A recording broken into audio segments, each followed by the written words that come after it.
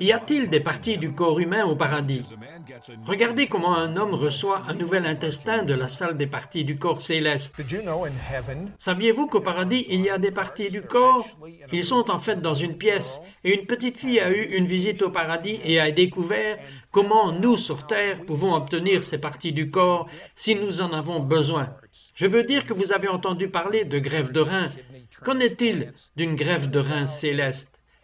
Si vous regardiez la semaine dernière, honte sur vous si vous n'avez pas regardé.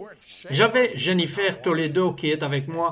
Et si vous vous souvenez, Jennifer, vous m'avez dit que Dieu vous avait parlé. Vous étiez amoureuse de quelqu'un que vous vouliez épouser. Et qu'est-ce que Dieu vous a dit? Il a dit que ce n'était pas son meilleur pour moi. Et Jonathan, êtes-vous content que ce ne soit pas le meilleur de Dieu? Très content. Et c'est Jonathan. C'est le meilleur. Depuis combien de temps êtes-vous mariés? 1 an et demi. Et parlez-moi du fruit de votre mariage, une petite fille. Oui, Milaka.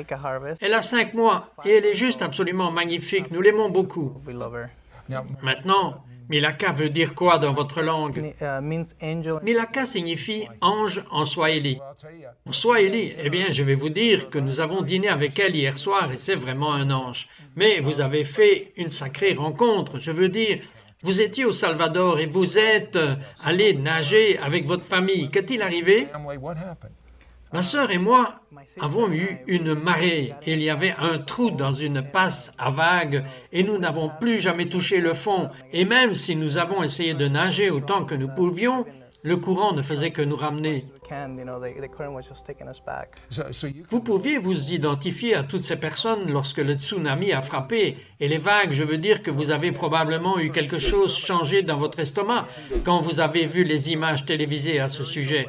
Alors, vous êtes emporté, vous pensez qu'il n'y a plus d'espoir pour vous?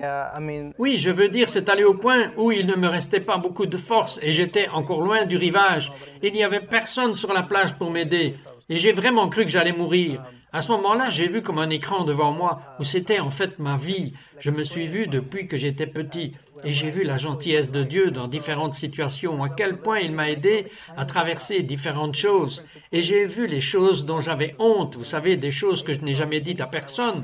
Et donc, j'ai pensé que je mourrais vraiment là et que Dieu me donnait une chance de bien mourir. Et vous savez, après cela, j'ai vu que mon père et ma sœur ont pu venir à un endroit où ils touchaient encore le fond. Et quelque chose de surnaturel s'est produit parce que c'était la partie la plus difficile où se tenir à cause du courant. Et mon père, après avoir été dans l'eau, en essayant de nous sauver pendant un moment, il s'est retourné et s'est tenu juste là. Et il a juste tendu sa main vers moi. Et il a dit, « Si tu viens ici, tu seras sauvé. » Lorsque j'ai regardé ses yeux, quelque chose d'autre est arrivé. J'ai vu un désespoir que je n'avais jamais vu de ma vie avant. Ce qui s'est passé, j'ai commencé à voir le désespoir du Père Céleste et son désir d'aller dans ses bras, que j'allais à lui et j'allais dans ses bras. Et alors que je regardais ses yeux, j'avais l'impression que ce feu me remplissait jusqu'aux orteils et il m'a donné la force de nager. Et après avoir nagé avec tant de force que j'ai pu aller quelque part et tout repartait. Toute la force partait à nouveau et j'ai levé les yeux à nouveau et j'ai regardé ses yeux et la même chose s'est produite où j'étais rempli de ce sentiment bouleversant de son désir que je vienne à lui. Cela me rappelle presque dans la Bible, Pierre marchant sur l'eau.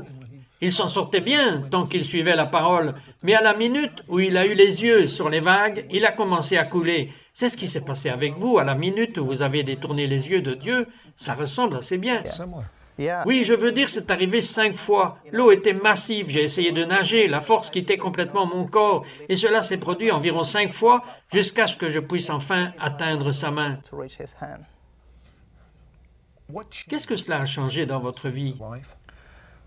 Eh bien, je crois que quelque chose s'est passé là-bas, parce que même si je pensais que j'allais vraiment mourir, il y avait un espoir dans mon cœur, que Dieu me donnait une seconde chance, parce que je veux dire que j'ai essayé de faire toutes les choses qui sont censées être justes à faire, mais je savais dans mon cœur que je n'avais pas vécu ma vie pleinement. Je savais que je n'avais pas complètement abandonné ma vie à Dieu, et la plupart des gens n'ont pas donné leur vie, mais vous le saviez.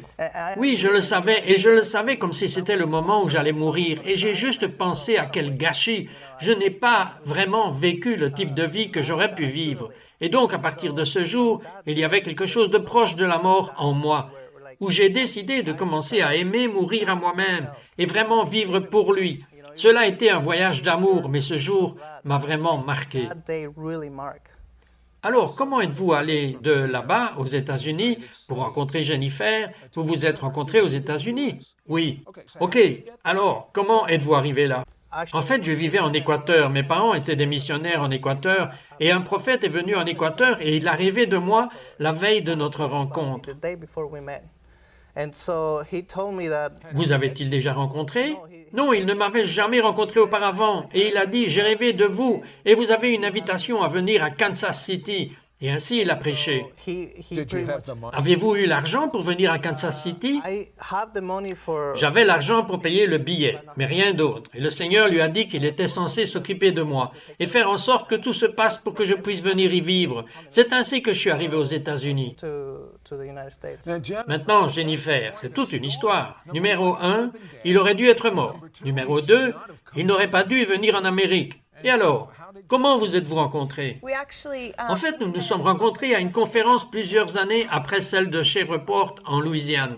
Il était là en train de s'occuper du ministère de Blanche-Colombe et j'étais venu faire le ministère des enfants. Et nous nous sommes rencontrés et j'étais très content. Maintenant, comment saviez-vous que c'était la bonne personne ou que Dieu pourrait avoir quelqu'un de mieux pour vous? Eh bien, au début, vous savez, j'étais assez effrayé à cause de mon expérience précédente et j'ai juste dit à Dieu, « Je veux savoir que c'est toi. » Et après un temps de prière et de recherche du Seigneur, il a continué à me mettre la paix dans mon cœur et a simplement dit que je voulais, parce que je n'arrêtais pas de dire au Seigneur, « Je veux que tu me donnes des signes, montre-moi que c'est celui-là. » Il a dit, « Je ne vais pas te donner de signes. » Il a dit qu'il l'amènerait plus proche de moi si tu l'as choisi, mais tu dois choisir l'amour. Quel est le choix de ton cœur? Et je n'ai jamais vraiment pensé que Dieu ferait cela. Je voulais en quelque sorte qu'il m'ordonne d'épouser quelqu'un, mais parce que j'étais ainsi, je ne me faisais pas confiance. Mais la façon dont Dieu l'a arrangé, c'était tellement précieux, et juste de voir à la fin sa meilleure chose pour moi. Mais au milieu de cela, me laisser choisir l'amour et la romance. Et donc, c'était assez spécial. OK, c'est le syndrome de Down. Quand ces deux-là se réunissent, devinez ce qui se passe. Non seulement le bébé guérit, mais il voit les traits du visage changer. Ne partez pas, nous revenons tout de suite.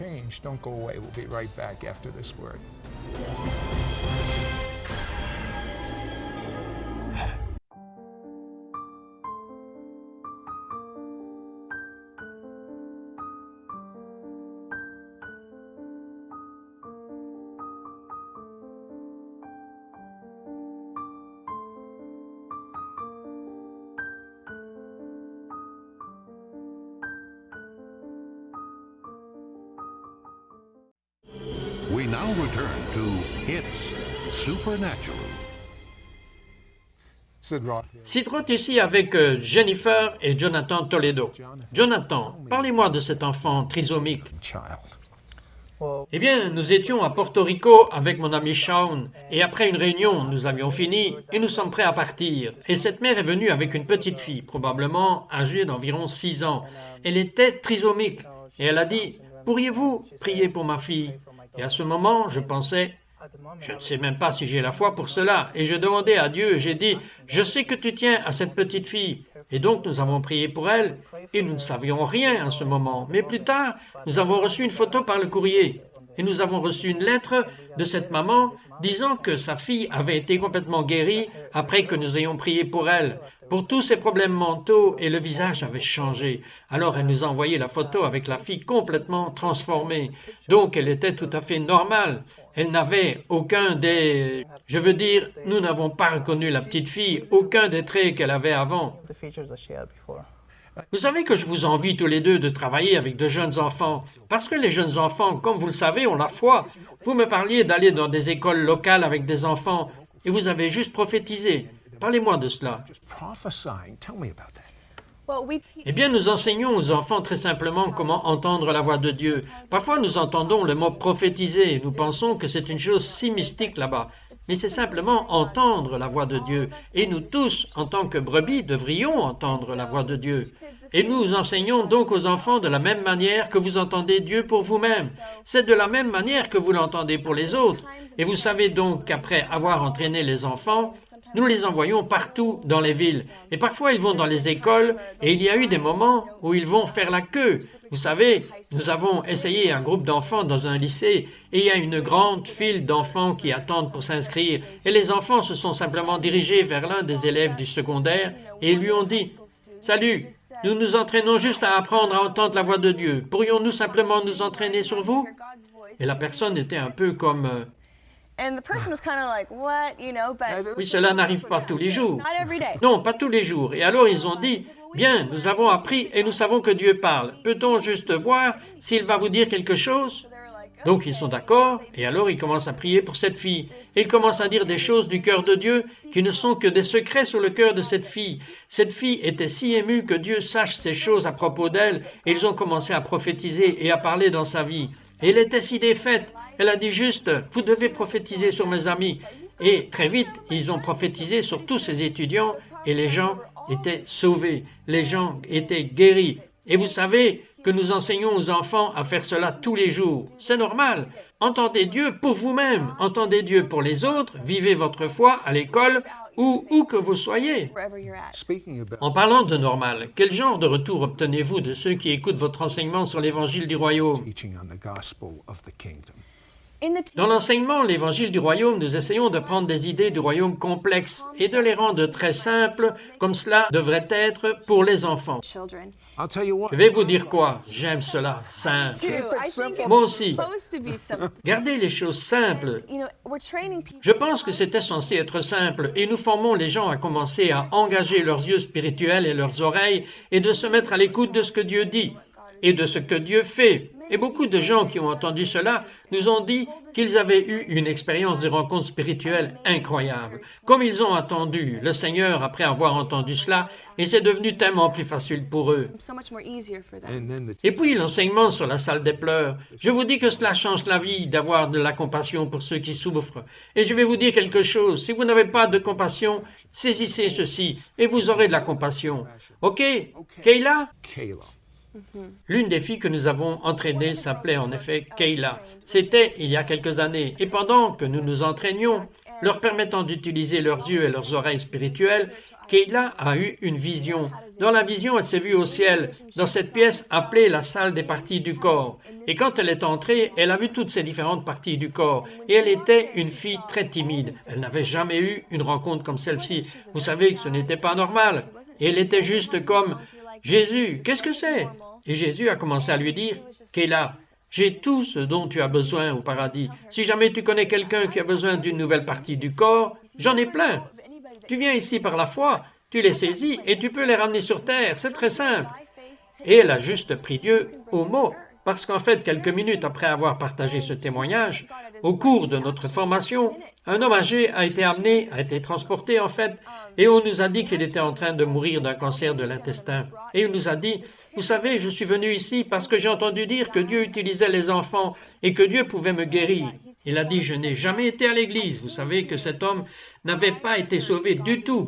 Et il a dit, est-ce que ces enfants prieront pour moi? Et alors Kayla est intervenue et elle a dit, vous savez, je ne sais pas vraiment, parce qu'il avait un cancer de l'intestin, et il a dit que s'il n'avait pas un nouvel intestin, il allait mourir. Et je ne sais même pas si elle savait vraiment ce qu'est un intestin, mais elle avait la foi. Et alors elle a juste dit, vous savez, monsieur, je crois que Dieu peut vous donner un nouvel intestin. Et elle a juste commencé. Et le résultat, qu'est-il arrivé? Elle a prié pour lui, l'homme a été complètement guéri du cancer de l'intestin. Il a eu un nouvel intestin. Cela ne vous étonne pas un peu? Allez, maintenant, vous avez vu tellement de choses, mais il y a des gens qui nous regardent, qui pensent, vous savez, Sid, vous êtes juste allé trop loin. Mais vous, vraiment, vous avez vu cela de vos yeux. J'ai vu cela de mes propres yeux, c'est le Dieu que nous servons. Il est vivant, il fait des miracles, il est célèbre pour cela. C'est son affaire. Alors écoutez, s'il est célèbre, vous devriez apprendre à le connaître. Toute personne célèbre que vous voulez obtenir son autographe, n'est-ce pas? Eh bien, j'ai quelque chose de nouveau pour vous. Cela s'appelle Bonne Nouvelle. C'est mieux qu'un autographe. Vous pouvez apprendre à connaître ce Dieu par vous-même. C'est le Dieu d'Abraham, Isaac et Jacob. Et la seule façon de le connaître, c'est par Jésus. Repentez-vous de vos péchés, tournez-vous vers Dieu, dites « Jésus, deviens mon Seigneur ». Et c'est aussi simple que cela. Devenez un petit enfant et regardez dans les yeux de votre Père. Allez-y, il regarde dans vos yeux en ce moment. Nous revenons tout de suite. We'll be right back to It's Supernatural.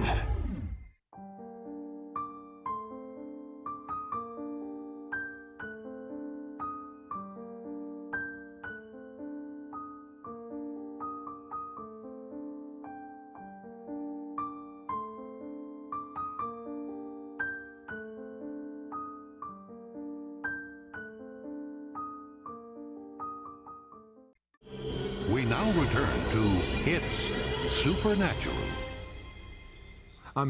Je suis ici avec Jennifer et Jonathan Toledo. Maintenant, si cela vous a fait sauter hors de l'eau, je veux dire, juste pour découvrir qu'il y a une place dans le ciel appelée la salle des pièces, et qu'un enfant qui avait la foi, et cet homme avait quoi? Un cancer de l'intestin? Oui, un cancer de l'intestin. Et qu'est-ce que Dieu a fait pour lui? Il a reçu un miracle complet, intestin flambant neuf. Vous savez, confirmé par les médecins, complètement guéri d'un cancer. Maintenant, quand je pense à l'Afrique, malheureusement, je pense à des choses telles que le sida. Cette nation est dévastée par le sida. Est-ce que Dieu répond aux prières pour les personnes qui meurent du sida? Oui, au milieu de maladies horribles, nous voyons la fidélité de Dieu. On va prier, vous savez, lâcher les enfants pour partir dans les hôpitaux et prier pour les malades. Et littéralement, nous avons vu plusieurs patients atteints du sida, dans leur dernier stade de sida, guéris. Se lever du lit, se faire retester, le sida a disparu. Les médecins sont choqués et ils retrouvent une vie normale. Maintenant, vous priez ou les enfants prient? Les enfants prient. Beaucoup de ces enfants sont des orphelins, des enfants des rues, juste de petits enfants qui croient pleinement en Jésus. Et nous voyons le paludisme guéri, la thyroïde guérie. Je veux dire que nous avons même vu un hôpital entier fermé parce que tant de gens étaient tellement guéris, vous savez, semaine après semaine, qu'ils n'avaient plus rien à faire, ils ont dû fermer l'hôpital. C'est ce que Dieu fait au milieu de la souffrance. Jonathan, juste au cours du dernier mois environ, racontez-moi quelques miracles qui se sont produits dont vous êtes au courant. Il y a 3 semaines, nous étions en Équateur et nous avons dit aux enfants de prier pour les malades et de simplement croire. Et ils ont commencé à prier pour les gens qui étaient dans la pièce. Et il y avait une petite fille, une tétraplégique. Elle avait environ 9 ans. Et les enfants ont commencé à prier pour elle. L'une des petites filles était... Attendez, tétraplégique signifie qu'elle ne peut pas marcher, elle ne peut pas bouger ses bras. Oui, elle n'a aucun mouvement. OK. Et même la façon dont sa tête est, vous pouvez dire que cela affecte tout son corps. Et l'une des petites filles du même âge a commencé à prier pour cette fille, et elle a commencé à pleurer, et elle pleure juste, elle a prié pour cette fille. Et au bout d'un moment, elle dit au père de cette fille, « Je crois que nous devons voir si elle peut marcher. » Et donc, pour la première fois, cette petite fille a pu se lever. Elle avait encore un peu d'espoir, mais elle a fait une dizaine de pas. Et elle n'avait jamais été capable de bouger ses jambes avant cela. Voyez-vous une augmentation du miraculeux, ou est-ce à peu près la même chose? Qu'en dites-vous? En Amérique du Nord ou... Non, dans le monde entier. Dans le monde entier, je pense qu'il y a toujours eu le miraculeux. Je pense que nous sommes arrivés à un point, en fait, revenir plus à nos racines, où nous comprenons réellement que c'est tous les jours. Cela devrait être tous les jours. Dieu est le Dieu du miraculeux. Et donc, nous voyons plus de cela. Mais je crois que Dieu n'a jamais cessé. Il y a eu des miracles depuis des siècles. Bien sûr, mais je commence à voir qu'il y a une agitation. Il se passe quelque chose de nouveau qui ne s'est jamais produit auparavant sur la planète Terre. C'est presque comme si le royaume de Dieu, qui s'appelle l'éternité, se rapprochait de notre royaume, qui s'appelle le temps, et que les deux ne font que disséquer, et il y a une confrontation de pouvoir à venir. C'est pourquoi je suis si excité par vos 2 CD d'enseignement. Beaucoup d'enfants ont des visites au paradis, pas seulement Kayla. Plusieurs enfants, nous voyons des enfants faire des rêves, des visions, des visites angéliques. Le paradis est tout proche. Ok, alors, quand les gens s'assoient sous cet enseignement, comme l'évangile du royaume, est-ce le type d'enseignement qui les ouvre? Mais j'espère bien que oui. Je veux dire que c'est le but de ce que nous faisons ici. C'est d'essayer de faire comprendre aux gens qu'en tant qu'être spirituel, le royaume des esprits n'est pas si loin. C'est juste ici. Et si nous pouvons juste nous brancher et calmer nos âmes, et accordez-vous à l'Esprit de Dieu et à ce qu'il dit et ce qu'il fait. Vous savez que nous sommes appelés à vivre comme des êtres spirituels. Nous sommes assis au paradis. Et donc, nous sommes citoyens du paradis. Nous n'avons pas à le faire. Vous savez que nous pouvons expérimenter le royaume céleste, le royaume spirituel, ici, même tous les jours sur la planète Terre. Et l'autre CD que nous offrons, la salle des pleurs. Parlez-moi de cela. La salle des pleurs parle du cœur de Dieu, de la compassion pour les perdus, les pauvres, les enfants, les souffrants. C'est un Dieu si plein de compassion, essayant de gagner le cœur d'une génération perdue. Et ainsi, notre enseignement sur cette salle de pleurs est de remuer les gens qui, au milieu de la souffrance que vous voyez, vous n'avez pas à vous asseoir et à vous sentir dépassé. Mais vous pouvez réellement vous associer à Dieu dans la compassion pour la stratégie, pour votre ville, pour votre nation, pour votre communauté, pour voir le changement arriver. Tant de gens sont assis à dire que c'est juste pour les superstars de le faire. C'est pas pour moi. Voudriez-vous regarder dans la caméra et leur parler maintenant? Ce n'est en fait pas vrai du tout, parce que Dieu est le Dieu des simples et nous le voyons utiliser des enfants des rues, des orphelins, n'importe qui. Il répandra son esprit sur toute chair. Il cherche juste une personne simple, volontaire, humble qui marchera avec lui en partenariat. Donc, vous et moi sommes invités à cela. Et donc, si nous brisons la honte et la condamnation, parce que Dieu veut que chacun de nous marche en amitié et en partenariat avec lui. Jonathan, vous avez eu une expérience avec Dieu dans laquelle il vous a donné de la compassion. Dites-moi dans votre esprit ce qu'est la compassion. Comment fonctionne-t-elle?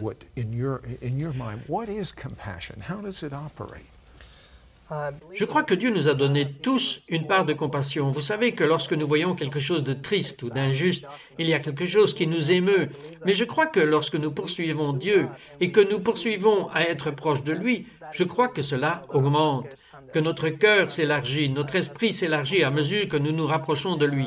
Une fois, j'ai eu cette expérience où nous étions dans l'Oklahoma et j'ai prié pour une petite fille et le père m'a dit qu'elle était complètement malade, qu'elle était mentalement malade et elle avait l'air normale. C'était en fait une magnifique petite fille de 5 ans. Alors elle s'est assise sur mes genoux et elle me regardait simplement parce qu'elle ne savait pas ce que j'allais faire. Et alors j'ai commencé à prier pour elle et j'ai commencé à ressentir ce sentiment accablant de Dieu en tant que père. Comment peut-il résister à guérir cette petite fille? Et à ce moment-là, j'ai senti que si mon esprit allait plus haut, que j'étais capable de mieux, et le père disait, je ne peux pas résister à cette petite fille, j'attendais que quelqu'un prie pour elle. Et alors j'ai prié pour elle.